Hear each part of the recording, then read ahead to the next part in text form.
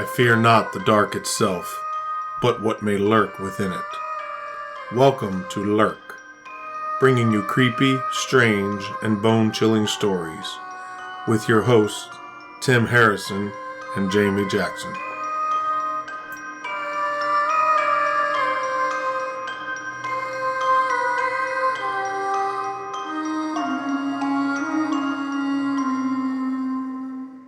Welcome, Lurkers. This is Jamie. And Tim.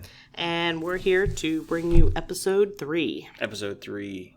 What is episode 3? Episode 3 is going to discuss the UFO Ranch in Washington State. Not the one in Utah? No. Why not? That's a later episode. Premising something here, I hear. Oh, yeah. So, let's talk about the UFO Ranch. The UFO Ranch is located where again?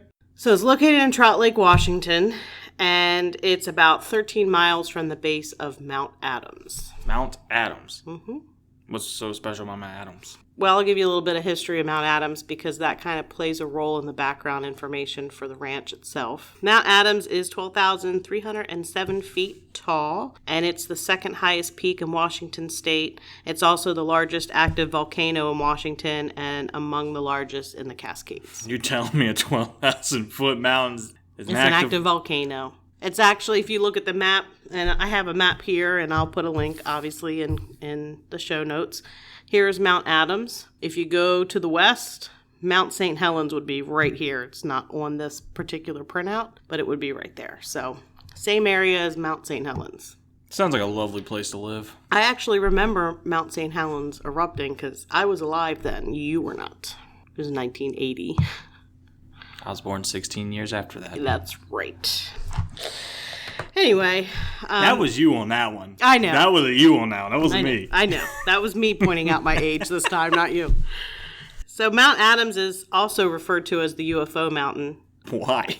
Because Native American legend told of a secret doorway in the mountain from which otherworldly beings with healing powers would emerge. And the Yakima tribe, whose reservation is located north of Mount Adams, they've reported strange lights in the sky over the mountain and strange lights on the mountain for hundreds of years. No, you did this by like writing it down, the little graphs they do, or the little, what is that?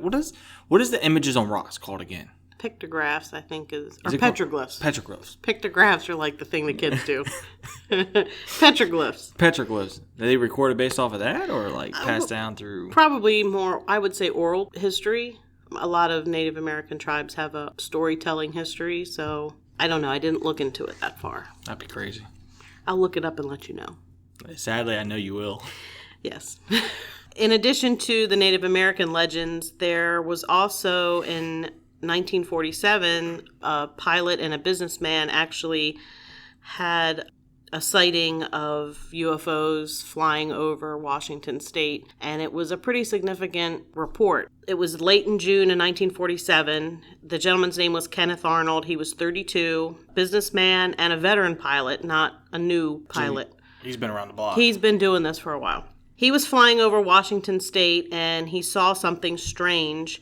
He said there were 9 silver objects that were moon-shaped, oval in front, convex in rear, that they moved in a rocking motion like the tail of a kite, and he thought they might possibly be airplanes. But he clocked them as they flew from Mount Rainier to Mount Adams, and his calculation determined they were going about 1,200 miles per hour. At this point, he realized they had no tail section, and that plus the incredible speed meant they were not like anything he had seen before. He said they were so shiny that they reflected the sun like a mirror, and he said they were like big flat discs. This sighting is actually what started the term flying saucer.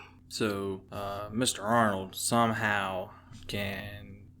I like to know what his mathematical genius to look at something and say, that's about 1,200 miles an hour. Well, I think it had to do with knowing the distance between Mount Rainier and Mount Adams and timing how long it took to fly between those 2 points because they're very, you can see them. They're very distinct. You can see them from a jet airplane. I would love to see something move at 1,200 miles an hour.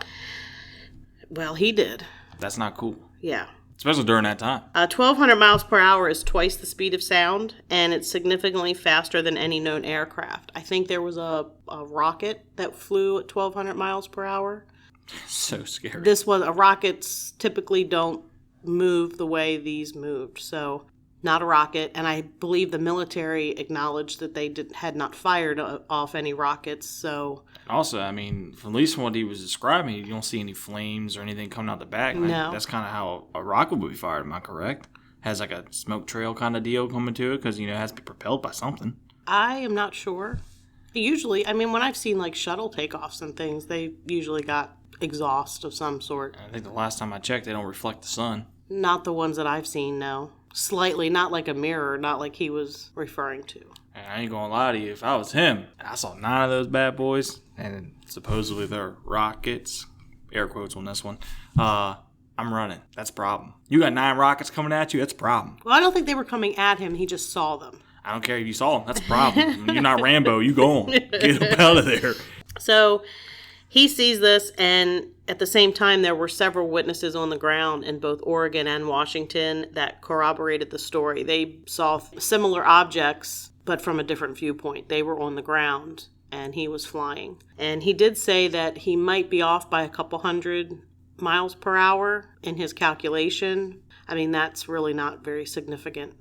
I mean, I'm just going to put this out there. Given the time this happened, 1,000 miles an hour, 1,200 miles an hour, 1,400 miles an hour, even if it's 900 miles an hour.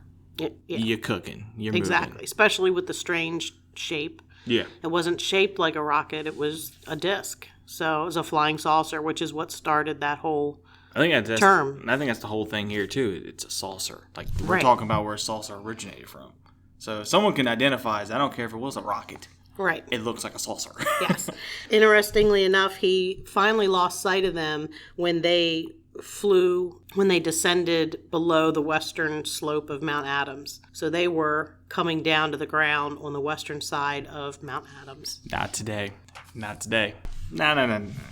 His account never changed any of the times that he told it. So he kept the same story? He kept the same story. He was actually receiving quite a few phone calls. He was ridiculed.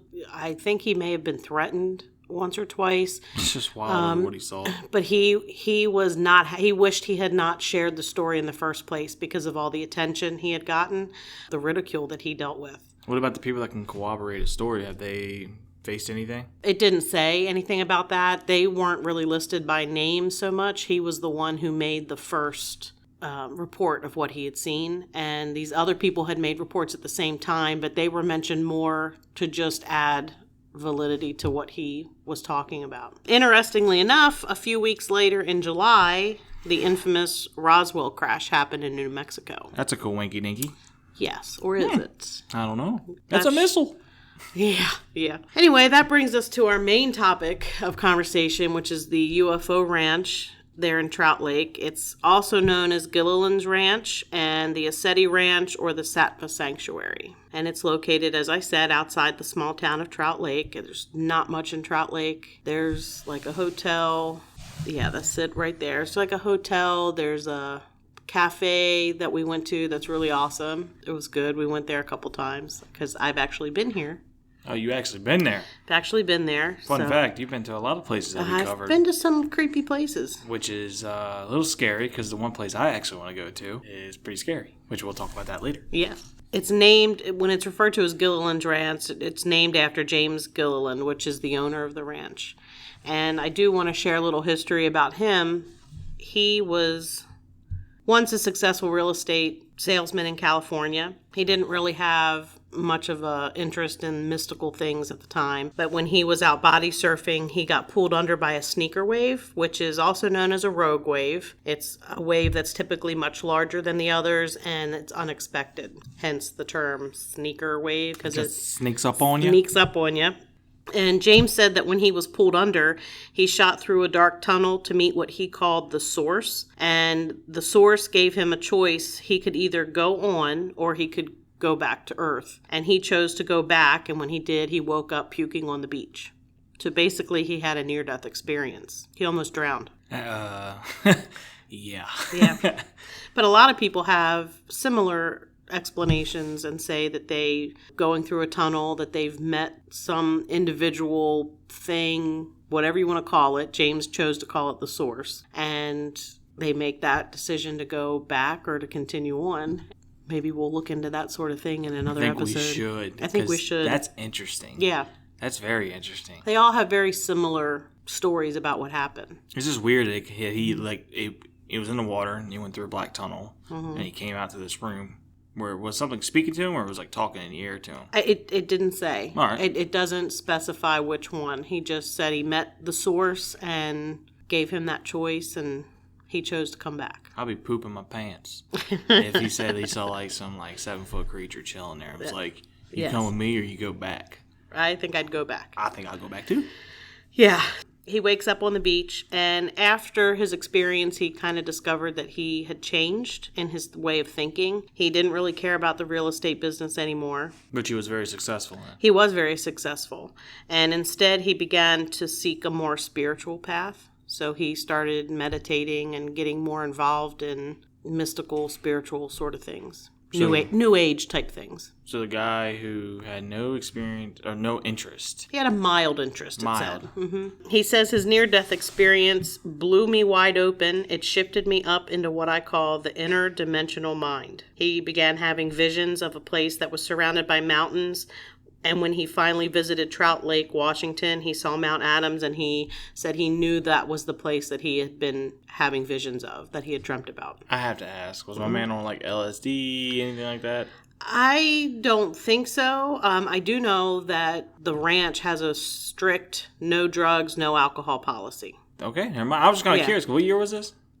In the 80s. In the 80s? Yeah. I mean, 70s was, marijuana. It was like I'm not saying, I don't know about then, but I know now he has a very strict policy, and part of that is because you can't, he says that causes problems with being able to... Well, he causes problems. It causes problems. Like, spiritually, you can't, your brain is altered. You don't want your brain altered if you're trying to become a better person and...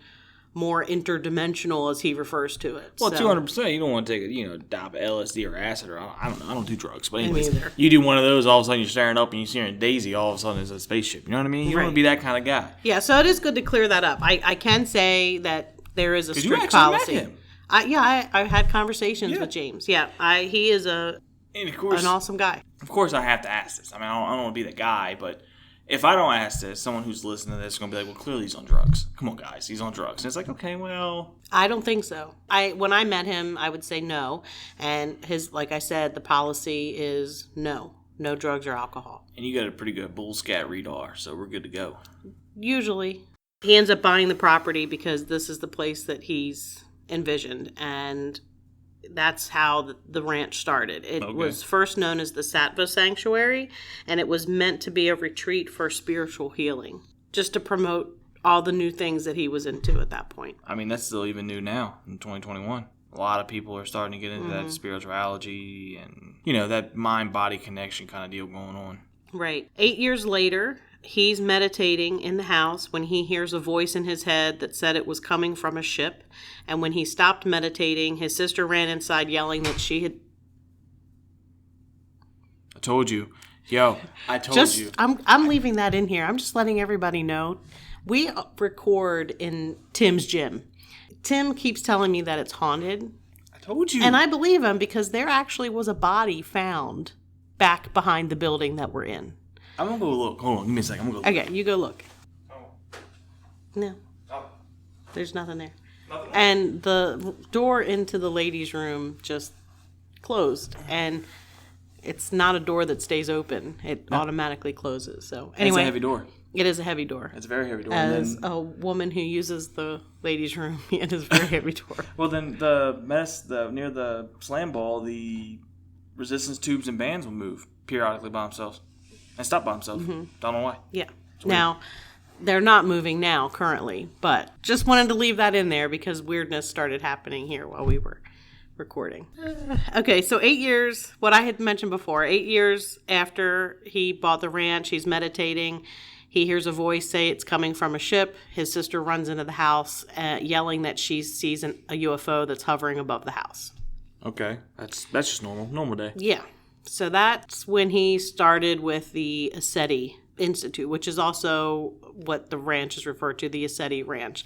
And ECETI is enlightened contact with extraterrestrial life. He began actually having visions and communications with extraterrestrials.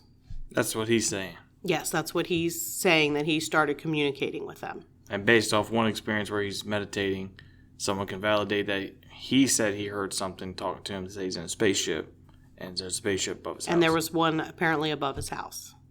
That's what started it. Yeah, that's not cool. ECETI was created to help with the public awareness of the ET reality and to assist people with connecting to positive otherworldly beings. That's basically their purpose, their phrase for that. That's a very long, name. It's not their name. That's what they're for. That's what they're doing. Oh, That's their purpose. Since then, James and the members of ECETI try to share one main message from those otherworldly beings, and it's pretty simple. It's stop warring each other and on the planet, be kind to each other and the planet, because we're headed for major environmental collapse. So it's peace on earth, goodwill to men, keep the earth clean, because it's not Uranus. You went there. It's really hard for me not to make a Uranus joke. I can't help it. I had a bumper sticker that said "Keep the Earth clean. It's not Uranus." It was my car first car I ever owned. Oh my God. James says that there is a base underneath Mount Adams that is used by the benevolent ETs. The ones James has had contact with are from the Pleiades. The others are from Andromeda, Orion, Sirius, and Arcturus. The more malevolent ETs, such as Greys and Reptoids, apparently are said to use a porthole near Mount Hood, which is south. So, like the song Devil Went Down to Georgia? Yeah, it's in the south. So my question is when he's talking about these malevolent or benevolent. No, benevolent is good. Benevolent's good. Malevolent's bad. Bad, yeah. So benevolent. Am I pronouncing that correctly? Benevolent. Yeah. Benevolent. With all that going on, did he either witness them going down, or did they tell him that's where they are? It's possible it's a combination of both. Okay. The only reason why I asked is, he's making contact with them apparently. So. Yeah, it was, the information was given more as this is the knowledge I have, but didn't explain where the knowledge came from. Okay. Hey, sometimes. That's, in what I read, it was just, he said, this is who has a base under Mount Hood, and these other ones have one underneath. No, not Mount Hood. They're under Mount Adams. Mount Hood's the bad ones. I'm just curious why they picked Mount Hood as the bad one. I have no idea. I think Mount Adams is a prettier mountain than Mount Hood. Just saying. I just don't want to piss off any mountain that's active volcano. I'm probably gonna, yeah, well. True, and maybe the active volcano plays a role. I don't know. It hasn't erupted in I don't even know how many years. Don't do it. Don't do that. A lot of years. Don't do that. Probably till they jinxed it. Yes, you did. Probably going to erupt the minute we launch this episode. You're that person right now. Yep, I am. That person right now. So the area around the UFO Ranch is considered a hotbed of paranormal activity, but not just UFOs. There's also strange cryptids like Bigfoot and the lesser-known Bat Squatch. Which, I know. I don't mean Bat Guano. It's not Bat Dookie. His name is Bat Squatch. A bat of what?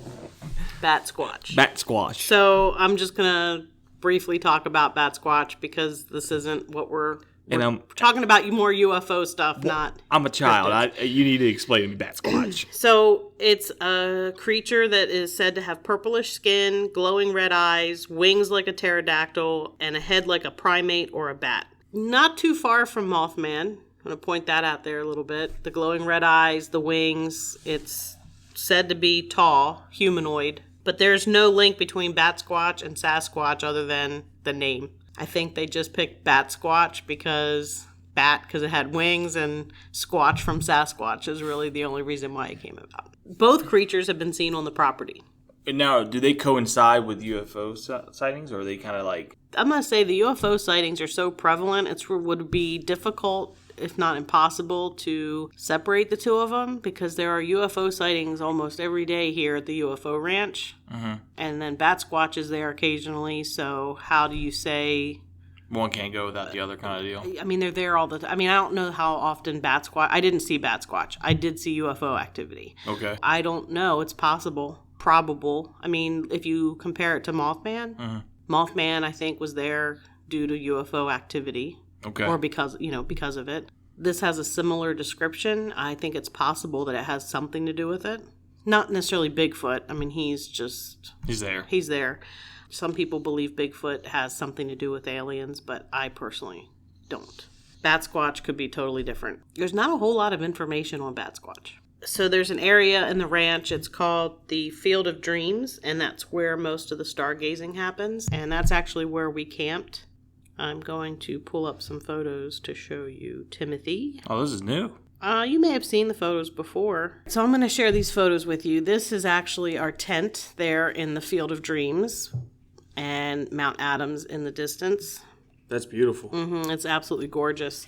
And we will be sharing these on our social media That looks so fake. platforms. Nope, it's not. That is Mount Adams. That's awesome, though. It is pretty cool. That's just some photos. That's a beautiful view, though. It is gorgeous. And Mount Adams, it's only 13 miles away, but when you're talking a 12,000 foot mountain, it looks like it's right there. That's insane. And it's gorgeous. Field of Dreams, that's where most people go to stargaze there. James has welcomed many visitors. They've included NASA scientists, military personnel, physicists, members of the CIA, Special Forces operatives, Boeing engineers. All of these people had some sort of knowledge about whether or not what people were seeing were ours or not. So, to anybody out there who's a skeptic, right? This should start ringing some bells. It should. Especially when you get NASA. I'm sorry. When you get NASA involved, like that, they're involved with space. Yeah, I mean, everybody mentioned is aware of what things the military has, what they're capable of for the most part. And actually, one of them said that they saw ships that were not ours. That was a direct quote from one of them. I mean, I'm just going to put this out there. NASA just doesn't show up anywhere.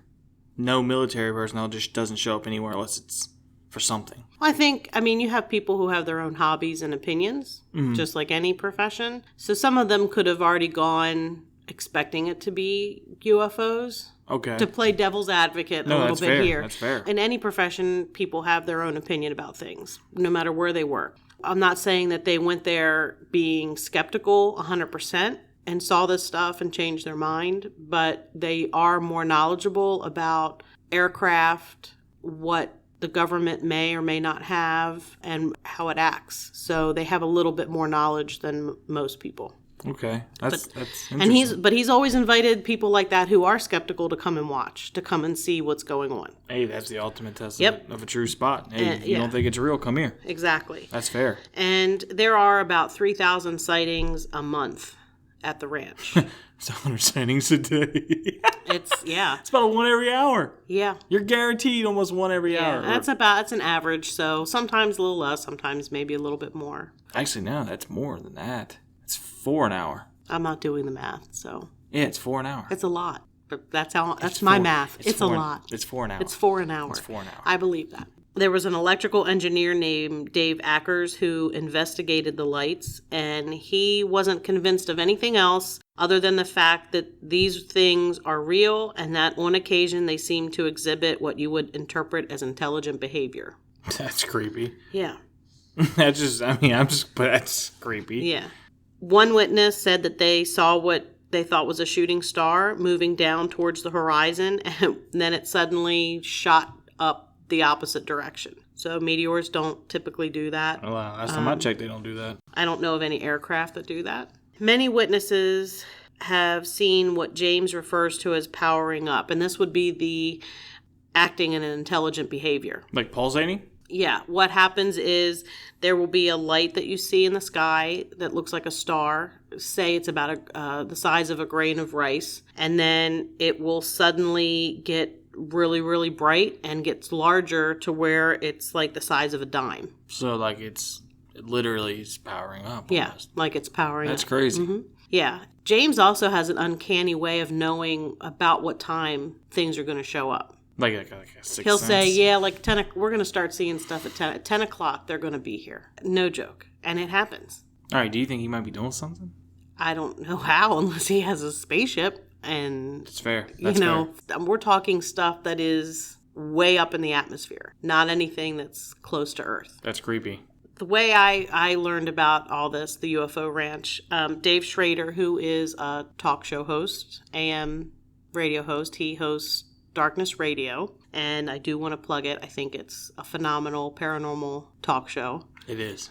I have been listening to it forever. I don't even know how long it's been around, but it's a great show, and he's a great guy. I've been about for a week. You've been listening to it for a week? Yeah, because this is our second redo of this. Yeah. So the first time you said it, I was like, you what's went and listened to him? Mm-hmm. It is a good show. I met him at a phenomenology convention in Gettysburg several years ago, and really nice guy, great talk show, and he's just genuinely a good person. So I am going to plug Dave. He's not a sponsor. He doesn't know who I am or anything, but I think he's great. He visited the UFO Ranch as part of his paranormal show. Okay. Somebody told him you need to check this place out, and he was kind of skeptical. Right, you went there like, let's go see what's going on. Exactly. He went to check it out, and James was telling him, things were going to happen, and I think Dave was kind of like, yeah, sure. I mean, how many times someone tell him, hey, you come at this date, it's going to happen. He's probably like, all right, I pulled up, it doesn't happen. So exactly. He's probably like, all right, man, you're blowing smoke. Right. He said that after he visited there, he actually left a changed man. During an evening of sky watching, Mr. Schrader saw what he described as a blue jellyfish or butterfly-like object flying through the trees. And James told Dave that since the ETs had chosen to show themselves to him, he would continue to see things. And on his plane ride home, Dave watched from his window as a ball of light shot into the center of the Big Dipper, and then it shot off in the opposite direction. Yeah, no. Yeah. I don't like flying to begin with, okay? But second off, if you can look out and you see something like that, yeah, nah, I'm good. Yeah, that would freak me out a little bit. I don't know how you can fly again. Nope. I don't know. Dave returned a second time to the ranch. This time he went with the crew of the former television show on A&E called Paranormal State. I'm not a fan. You're not a fan? I'm not a fan. So he went with them for their television show to do an investigation. And while they were there, they recorded strange moving objects in the sky, aircraft powering up, just, the same as that we've mentioned here. And James said, around 10 o'clock this is where I refer to 10 o'clock. He said 10 o'clock is the time. And at 10 o'clock, that's when they saw something power up, get really super bright, and then disappear.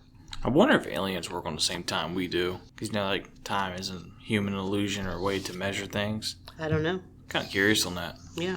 I don't know. You have to ask them. I hope to never run into them, Jamie. Well, some of them seem to be very nice from what I understand. They're going to take one look at me and just want to poke me. Possibly. I don't want to be poked. I don't like needles. So this episode prompted my trip to the UFO Ranch, and it was during Paranormal State used to have what they called field trips, and they were like get-togethers with fans, and they organized one to the UFO Ranch where you went for the weekend, you camped. You could camp at the ranch, you could stay, there was like a little hotel nearby, and you'd stay there for the weekend, and there were different activities that they would do, but you got to be at the ranch. This was kind of, I don't think I would have ended up going if I had planned something myself. Like this was the opening that now we can go. There's other people going. This is a good opportunity. So May 2009, my cousin Kelly and I, who you'll hear about her 50 million times. Gotta have her on the show one day. I'm hoping. Yeah. We traveled out there. And how was your stay? It was interesting. It was interesting. I did take a domestic flight. I did not get picked up by a UFO in a field and taken over there, because that's what a family friend said. They said, so are you taking a flight out via airplane, or are you just standing in a field and waiting for them to come get you? Well, I guess your UFO Uber didn't make it in no, time. The UFO Uber did not come get me. Our first night there, we opted to get there a day early and stay a day later than the field trip was running. We got there, we set up camp, met James. We ended up going to bed pretty early because it's a 3-hour time difference. We're from the East Coast, flying to the West Coast. You were hurting. We were exhausted. Remember when I went to Vegas, I was hurting. Yeah, and we had, a long drive. You fly into Portland, and then you drive to Trout Lake. Oh, so you still got to drive. So it's I think it's 2 hours. Ooh. I think. It's 2009 I did that. It was a little while ago. Oh, yeah, but your flight, though, was probably, 6-9 hours? The flight was long, and we had to get up early to get the flight, in the morning to fly out there. And then we had to drive. Man. We get there, we meet him, we find out where we set up. Then we have to set up our tent and get our camp ready. So we were done. Oh, yeah. Toasty. I think we took showers and that was it. We went to bed. Snoozeville. Yeah. Party of two. Yeah, which is unfortunate because while we were in the tent, half asleep, James and a few others started yelling for us to come out and look. And there weren't many people there. It was James, a couple people who are at the ranch a lot of times, and then the event was being catered by a local caterer, and they were staying there. So it was like the catering people. Okay. They're yelling for us to come out to see. There was wild stuff going on, and they're carrying on and yelling, and Kelly's like, what do you want to do? And I'm like, I don't know. And she's like, I don't think I can move. And we're like, screw it. And we stayed in the tent. We went to bed. So the next day we come to find out they saw what they called a triangular ship, which basically were 3 lights in a triangle shape flying together. So whether it was one whole ship or 3 separate, they saw that flying over. And then they saw another one that started out as a triangular ship, but then changed into like a cylinder shape. Mm-hmm. And also the lights changed color. Oh, I bet you that was pretty cool to see Yeah, that. and apparently that came lower. That was relatively low over the field. But you said something before. Something about a spaceship could land next to you, you wouldn't wake up. Yeah, I was going to say that the next morning we were talking to James and he was telling us what we missed. We kind of jokingly said, we were so exhausted that one could have landed outside of our tent and we never would have noticed. And he said, well, they've landed here before. What? Yes. Look, Jamie. No, yep. So no offense. I'll be upfront, as honest as I can be right now. I would look at that dude and be like, you're blowing some smoke. I had the same thought. Okay. I will say I am a skeptical person. About most paranormal stuff, I'm always looking for the obvious answer because that's the only way to prove anything in the paranormal field for the most part. Well, correct. I mean, I'm not sitting here trying to say, I need to witness it or something like that. Because, that's just, that's one way of thinking. I would love to be a part of seeing that. But I ain't going to lie to you. I don't want to see what walks off that ship, if you guys remember. No, I am afraid of aliens. They terrify me. So I come across as being very skeptical and almost disbelieving sometimes, I think. I worry that I come across as being a complete, total, you're bullshitting me kind of attitude because I don't want to accept in my head that these are real because they terrify me. I believe they're real. I believe that you can't be arrogant to the point of thinking there can't be life on any other planet. Right. You can't compare life on this planet and expect, we're carbon-based life forms, so they keep saying, well, this planet won't support carbon-based life. Okay, well, maybe it supports another kind of, life based off of something else. So I believe 100% things are out there. I believe 100% that people have been abducted. I totally believe that. But when somebody's telling me that, it's like I don't want to, it's like denial. I don't want to accept it. So this is where I have an issue with this, okay? Mm-hmm. And it's not the issue, it's the issue with you. You have played me some of the scariest EVPs I've ever heard. And you're like, oh, yeah, it's just the average day at Gettysburg. It's all good to go. Everything was all groovy. But you're going to tell me you're a little scared of something in a ship. You don't want to acknowledge it. Because I ain't going to sit here in front with you, okay? I'm petrified of the EVP and that ship. All right? If they both come at me, listen, me and Big Folk going to be best friends because I'm moving up in the mountains. It ain't happening today. I don't want the predator to hop up out that bad boy and come look for me in the woods. The way I see it, ghosts were people that are dead. I've never experienced any ghost that's been threatening. If you wake up, okay, because your house is haunted. If you wake up and something's chilling there staring at you, okay? I'll piss the bed. Okay, I'm just going to put this out there. I'm going to feel the same exact way as I'm standing in the field and E.T. wants to come back for a visit around too, because it ain't happening. But ghosts were people. In my way of thinking, ghosts were people. Mm-hmm. I know people. I know human. You know people? I mean, I know people. But I know human character. Cryptids, they're animals. So if you know animal behavior, they're scary, but not super scary. Aliens are completely unknown. We don't know what they are. We don't know what they want. They're totally different. So I assume they're totally different. Maybe they look just like us. I don't know. You think we could kill an alien? I don't know. If they're a totally different life form based on something totally completely different? How? It's a fair question. I'm going to bring up like the movie Signs. Have you seen that movie? Yes, I've seen Signs. Oh, thank God you've seen one that I've mentioned.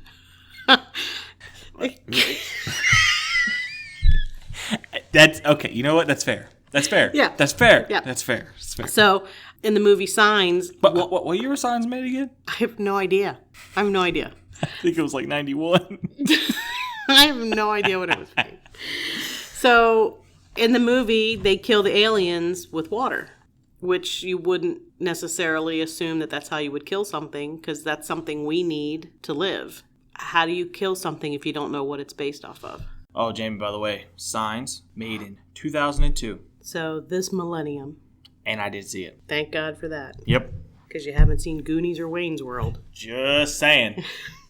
I just want to put it out there. I probably watched it back in 2010. So 8 years after it was made. Well, I was old enough to understand what was going on. Oh, well, that's fair. I didn't want to say that, but you know. Oh, geez. Sorry. Anyway, to get back, because we went off on this wild tangent about aliens. Damn, now I feel bad. Why? Because we went off on this tangent? Yeah. That's okay. It's on topic. That's fair. It is on topic. I mean, this is about UFOs and aliens. So during that same conversation with James, where he says that they've landed there before, he also has mentioned that he's been on their craft before. Hold on. Yeah. My man says they land. And he's been on them. Been on them. Yeah. Yep. Okay, come on, Jamie. Which I have one of those faces that doesn't have a filter. No, it tells you. So it's very difficult because, like I said, it's hard for me to accept things because I don't want to. Not because I don't believe them, but, I wasn't sure. I hadn't seen anything. At this point, we hadn't seen anything. We were in the tent asleep. They're yelling about stuff, but who's to say there weren't a whole lot of people there? We didn't know. We had no idea. We had not at this point witnessed anything. Okay. So I was a little not sure. Put it in a reserve tank, see if it proves itself. Yeah. I mean, I had watched the television show that featured the ranch. That's what got my interest in it. And it was fascinating. It was pretty cool. So I saw what they recorded for the show, but I myself had not seen anything yet. Okay. So during that conversation, we also were commenting on how it felt very mellow at the ranch. Very relaxing. It was extremely relaxing. We spent a lot of time sitting in front of our tent staring at the mountain. And you're not one to sit still. I don't sit still. I'm doing something. Always. Reading something. Even if I'm relaxing, I'm reading something. We just sat there. Did nothing. And it was actually one of the most relaxing trips I've ever taken. Would you go back? I would. Okay. Just for that mellow feeling? I would go back for the entire experience for the most part. I don't know if you catch me on that ranch. Mellow or not. So anyway, we mentioned that it's very mellow there, the most relaxing place we've been. And James says that the whole ranch has a calming effect, not just on people, but animals as well. Really? He mentioned wasps in the area. Typically wasps can be kind of aggressive. They don't sting anybody on the ranch. They don't seem to bother anyone on the ranch. And the coyotes, when they come onto the property, don't bother anything. He has quite a few chickens. He says they don't even bother the chickens when they pass through the ranch, which is pretty uncharacteristic. Yeah. That's weird. Yeah. I'm not saying coyotes are vicious animals. All they want to do is eat everything. But, they're an opportunist it's a free animal. meal. Yeah. They see something, they're going to take it. Yeah, but they've never nothing's ever really tried to go after the chickens. And I believe it because it is a very chill feeling. And it kind of goes back to that, he said that the ETs want us to stop fighting each other, stop fighting the planet, and to, take care of the planet, basically, is what they're trying to say. So if James is trying to do that on his property there, then I would imagine everything is getting along. It completely makes sense to me. And I just had this epiphany right now that it makes total sense. If that's what he's saying and teaching on his property, then it makes complete sense that when you're there, you would feel completely relaxed and peaceful and things wouldn't start arguing with other things. That's fair. So That's fair. While we were there, we did eventually witness stuff. How long did it take it to happen? That night. Oh, okay. Yeah. So if we had been up the night before, we would have seen stuff. Right. So you just seen it the night you got there, but we're talking you actually visually saw something. We saw things. About 24 to 36 hours after we're getting there. Yes. So There were points of light that moved in kind of like a wobble pattern or like a zigzag sort of. Satellites typically move in a distinct pattern. They're going point A to point B. They don't stray from that path. These things went out of a straight line path. They were not traveling in a straight line. Gotta ask. Airplane, helicopter? Not to my knowledge, they were too high for those things. Okay, weather balloon maybe? That's like a common thing they like to throw down I don't too. know. I've never seen a weather balloon at night. I don't know that they light up to that point, but it wasn't just that. We saw lights that would grow. You'd see it like there's a star, then all of a sudden it would almost disappear. And then it would do what James calls the powering up, and it would get super, super bright, and then it would shoot off. Oh. And there were other lights that would blink, like I'd say in a random pattern, but I say random in that it wasn't the rhythmic blinking that airplane lights do. It was almost like Morse code, like communication. Okay. But I'm not saying it was Morse code. I'm just saying that's kind of what it was like. Morse code like. Yeah, it's dashes and dots, and that's kind of what it was doing. Like it was sending a message. It was pretty amazing. Okay. For the most part. Intriguing. Yeah, it was amazing. There's no other word for it. It was pretty amazing. And I can't say I've seen things since, but I have not seen anything like I've seen at the ranch. So you're telling me that you've seen things, but just nothing like this ranch. Mm-hmm. This ranch has a mellowing effect, and for some weird reason, UFOs are seen 3,000 times a month. Mm-hmm. That's 36,000 times a year. Mm-hmm. And there hasn't been Fox 5, CNN, no news channel out there to see anything. I think there have been news things out there since the field trip with Paranormal State. James does not invite outside groups to the ranch like he used to. Oh, why? Because after all the fangirls, there were more than just girls, but after all the fans left, they had basically trashed the place. The bathhouse, I can vouch for the women's bathhouse. It was a mess. Paper everywhere, water all over the floor. And that's not what it was like when we got there. We were actually pretty impressed with his bathhouse. It had several stalls. It had showers. It was very nice. Not what we expected. And correct me if I'm wrong, was there a charge to go in? It was like $25. Well, there was a charge for the field trip. We had to pay $25 a night for the extra nights of camping, and then we paid for the field trip. I don't know how much of that money for the field trip went to James, but it included our food, the catered food, and the programming. You would think that would, in that fee, they have somebody come clean up, make sure they keep that facility or that area clean. You would think that adults would have the sense to pick up their trash and not completely mess up somebody's property. Which is kind of sad to hear, you know? This is the situation where it only takes one to ruin it for everybody. Yeah, I mean, and his teaching is keep the earth clean, take care of the earth, and they basically trashed his property. And then basically, hallelujah, peace out, ain't nobody worried. We got what we needed. Yeah, there was trash. The bathhouses were the worst. There was trash laying around here and there, but it's like you just don't do that. I don't get people. That's sad to hear. Very sad, but go ahead, continue. Sorry. So anyway, like I said, we came a day early. We were staying an extra day, so everybody else left. An interesting story that happened, which was our first interaction from somebody who comes to the ranch on their own, without a group, outside person. So this is a separate entity that's coming by themselves. Yep, the field trip's over. Frequent flyer? I have no idea. Okay. We're sitting on the bench there at the Field of Dreams.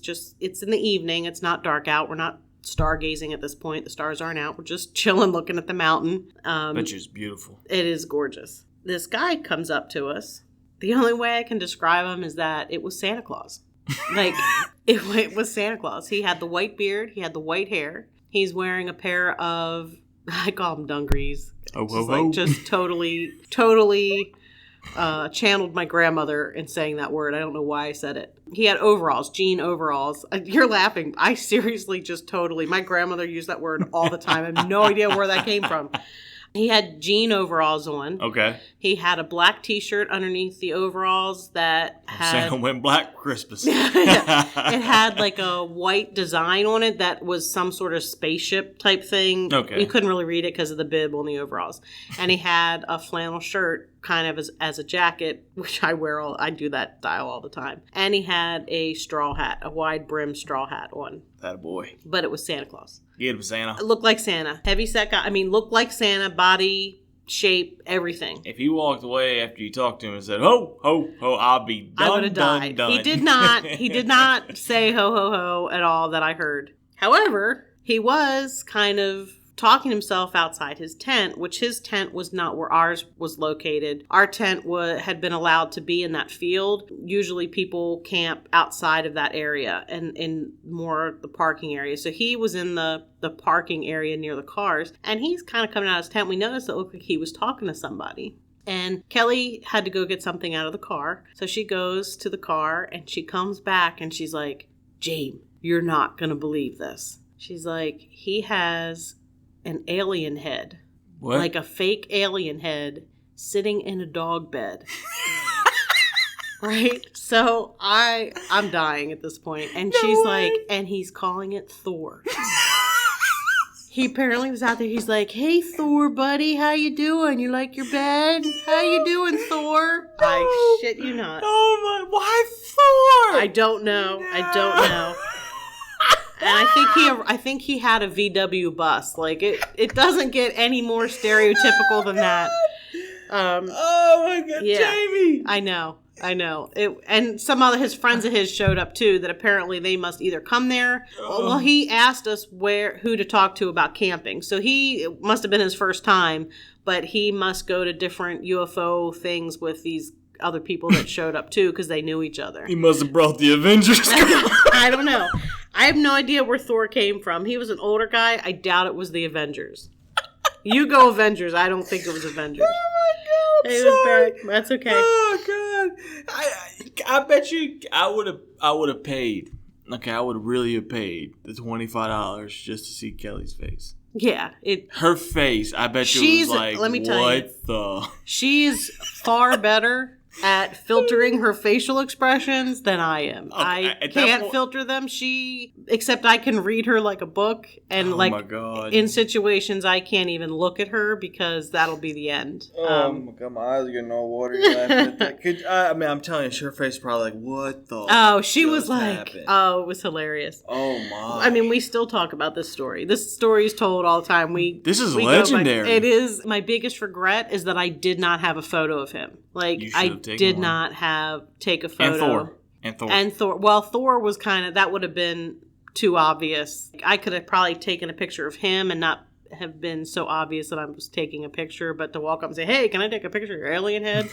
I wouldn't have done that because at this point, Come here, Thor. there's not many people there. There's only one other person left from the field trip group. It was a woman, and an older woman, so it's just us. There was another group camping in an RV, but they left. They got freaked out and they left. They got freaked out because of Santa? No, they got freaked out in general for some reason. Okay. And they left. Yeah, So it was just us. I don't want to piss off Santa. He might get a lump of coal. I don't know. I'm a child. I mean, I know why. I found out later in a chat group online that they actually said they just had this creepy feeling and Like something was watching them? no, just that they shouldn't be there and they left. And then they came back the next morning for the RV. That's fair. That's fair. That's creepy, but fair. I do want to say that because I did read that. I did interact with them in a chat group of people who had gone on this trip. They mentioned it, and I said, well, I don't want to I don't want to say too much too soon. No, that's fair. But that night we watched the sky, saw all the same stuff all over again. And James uses a pointer to point out things, one of the green laser lights to point out stuff in the sky. Points in the sky? He points it, and he'll point to them, and they'll flicker back. Yeah, how about no? Yeah, he'll point it, and then whatever he's pointing at will flick its lights back at him. Like, yep, see you down there. Hey, what's up? That's not cool. I'm not going to look at laser pointers ever same again. Yeah. Jamie, Yeah. you just said that so casual. Mm-hmm. No. It was awesome. It was really cool. Oh, yeah? Yeah. No. Yeah, I mean, it was really cool. It was, and I wasn't scared. Like, when I was younger, I saw a UFO. I was like 10. And Kelly was with me and her mom, and it kind of went up in the sky, and then it stopped, and then it would come down and stop, and then it would go off to the side, and then eventually it just shot off and was gone. I'm going to put this out there right now. I don't think I want you and Kelly near each other. Like, I think Kelly's a wonderful person from what I heard, but you two come here together, right? We sit down, we all do this show. That little clicky-clacky we heard there on the door, I don't think that's going to be the least of our problems. You catch my drift? I think it's going to be all hell breaks loose. Because it seems like when you two are together, weird things happen. Okay, this is really funny. Oh, gosh. But that's not untrue. We went to the Mothman Festival. We drove through like 3 or 4 tornadoes. There was torrential rain so heavy we almost looked for a hotel to pull over. And then the fog is thicker than any fog I've ever seen. And we finally get to her mom's house, and the next day, it's a beautiful day, and we think, oh, it's going to be a nice day. So we make our way to the Mothman Festival in Point Pleasant, and now we have biblical flooding. The Ohio River is over its bank. Every river in the area is over its bank. So we pull out a map. This is before we had GPS. We pull out a map, and we find an alternate route, and we go that way. We drive past, not kidding you, 2 vultures sitting on this dead tree above a rusting out hearse. I'm not joking. We drive through the mountains of West Virginia. We drive through there. So we finally get to the town. We do our thing. We're checking out this abandoned asylum. We get shot at. So then we leave. We're heading back to my aunt's house, and we're trying to figure out how to get back to the road that brought us there. And we stop and we ask somebody, and this guy's like, well, the river's off the road. You can take the way you would normally go. And he said, and the road that you came in on, what time did you come through? And we told him, he goes, well, you missed being wiped out by a mudslide by like a couple minutes. So a mudslide had come down and wiped out the detour we had taken. So just to put most people say that if they come with us, there's going to be some sort of issue. Okay, and you, for some weird reason, want to go do ghost hunting stuff. I come with you, and I have a weird feeling she's going to want to come with us, and you want me to go with you. Nobody's died yet. Yet! Jamie, yet! Anyway, we're getting way off topic. Oh, way off topic? I'm trying to save my ass right now, okay? That's what I'm trying to do here, okay? So when I saw this UFO as a little kid, I got so scared that we were supposed to sleep on the boat, which was like a special privilege. And I was like, nope, not doing it. And I think Kelly was pretty pissed at me because she was like, come on, it was a light in the sky. Let's get in the boat. But nope, they scare me. Nope. Not today, Satan. Pretty much. So, but I didn't have the same reaction at the UFO Ranch. Okay. It was really cool and it was amazing, but it wasn't terrifying. Made you feel young again? I wouldn't go that far. Let me put you back in the mindset of the 10-year-old. Well, I don't think I've left the mindset of a 10-year-old, so... So I did ask Kelly her thoughts on our trip out there. And I'm just going to read you what she sent me. She said, I really wasn't expecting anything. I kept an open mind, though. My biggest reaction was surprise. I couldn't believe what we were seeing. As far as the weird lights James always talked about, he wasn't making that shit up. Some of his other stories I can't vouch for, though, because I didn't see any of that stuff. She's referring to Bat Squatch, Bigfoot. Okay. There was definitely a very noticeable energy or vibration that the place had, at least when we were there. It was very prominent. Anyone who was even somewhat sensitive would feel like they were being hit over the head with it. It was very strong. I don't know if it came from the land or if his group had been doing energy work or who knows. Maybe the aliens had messed with the vibration of the place or if it was a combination of all those things. But I've rarely been somewhere that felt so intense. The last day we were there, it felt like a giant wind was trying to push us out, but there was no actual wind. So that was what I was referencing. The group of girls who was staying in the RV, they said they just felt like they weren't supposed to be there anymore. And they got freaked out and they left the RV and they went and stayed in the local hotel and then came back for the RV in the morning. Which is kind of weird because, we're just talking about how the place feels relaxing. Yeah, but at this point, in the morning we got up at the butt crack of dawn, packed up our stuff and left and went and hung out at the airport for several hours. Like it tells you when you need to go. It just was uncomfortable. And that's what she's referring to. Like we were done, but after the place was left a mess, that's not surprising that it would be like, you guys need to go. Probably could pick up on what you call it, the energy that was probably put off there. You know what I mean? Yeah. So, sorry. That's okay. Years after we visited the ranch, Jimmy Church, who is another radio host, his show is called Fade to Black. He was at the ranch for a UFO convention. And while he was there, he and others saw what they said looked like an opening in the mountain that was about 500 feet wide and a few feet tall. And it was near the top. And they thought that it was possibly a hangar for a spaceship. Okay. Now, I do know that Travel Channel. I love the Travel Channel. Shout out to the Travel Channel. Anyways, so I do know that the Travel Channel actually pulled this guy's video up, Jimmy's video up, and they went and they brought him there, and they were talking about it, and they flew a helicopter up to the spot he said looked like a door. Now they did say they debunked it, said it, wasn't any kind of door that they've ever seen. But let's get real here for a second, okay? You're talking about a extraterrestrial life form. We're talking about something that we can't even comprehend.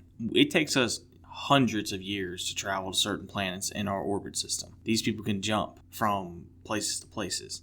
So clearly they know something we don't. So you think you tell me right now they ain't going to camouflage themselves up there on that mountain? Yeah, I could see where they could say, oh, it's just rocks up there. But, I mean, if you're talking about a life form that has the ability to be way beyond us in technology, why would they, it's not going to be like a garage door with the windows and the sign that says knock to come in or something. I mean, it's not going to be like, hey, spacecraft enter here with an arrow. Like, come on. And see, the one thing I felt a little bit on that show when they did that to him was like they were out to prove him wrong, instead of trying to understand maybe what he has saw. But also at the same time, I do know that they need to sell ratings, they need to sell views. It's a great show, but some things like that do irritate me. I think a lot of times they come out to debunk it. Like, instead of coming out, I always say you have to be open-minded, but you have to have skepticism as well. You can't come out and be like, everything is a ghost or everything is Bigfoot or everything is a UFO. You can't go there because, first of all, everything is not any of those things. And most of the time, the percentage of things that you would see are probably, most of them are not going to be paranormal. Right.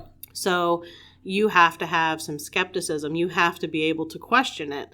Was that noise I heard? Was it the pipes? Is there the house settling? Is there an air conditioner on? Any one of a number of things. You have to question whatever it is that you're experiencing it. And when you can't come up with a logical explanation, that's when you can start saying, okay, I think it might be XYZ. So I have a problem with shows that go into it right away. They're going in to debunk it. They're not going into, not that they have to go in to prove it, but you should go into it saying, let's see what's going on, honestly see what's going on. Yeah, you should weigh everything 50-50. You know exactly. What I mean? And I agree with you 100% on that. I feel like a lot of people go into something trying to prove it either right or wrong. And again, if you look hard enough at something, you're going to find what you want, right? Oh, yeah. So people go to UFO Ranch looking for UFOs, not saying that they're not there, but maybe you see a light in the sky and it might be something that's easily explained. They're like, oh, it's a UFO. Or someone else goes there and they go, well, it's supposed to be a mellowing experience. I didn't feel mellow. And it's like, you poke enough holes in things, it's all going to come crumbling down. But I think the biggest thing is personal experience. You should go and personally experience it. But you won't catch me on this ranch. There's already talk of trying to go back. Maybe not camping on the ranch this time. Maybe staying in the local hotel.